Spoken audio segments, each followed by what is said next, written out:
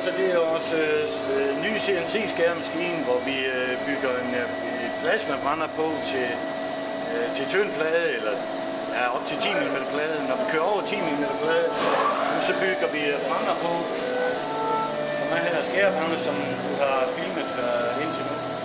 Og den kan mere eller mindre køre op til, vi kommer næsten aldrig over 50 mm plader.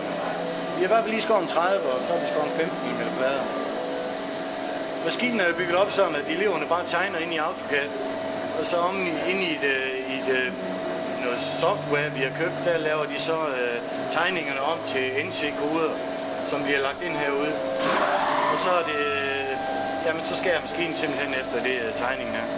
Den ligger selv snitbuer ind, så de skærespor, der er i enten det er brænder eller plasma, det finder den selv ud af at rykke udenfor, sådan at det emne, man skærer ud i, det kommer til at passe på mål.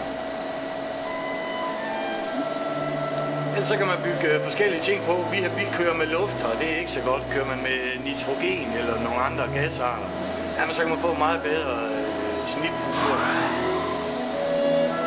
Men maskinen er helt ny, så mange af de elever, der er inde nu her, de har slet ikke prøvet at køre med den.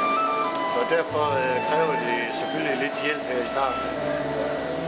Eller mere eller mindre på hele Svendborg, fordi mange af dem har aldrig set den før.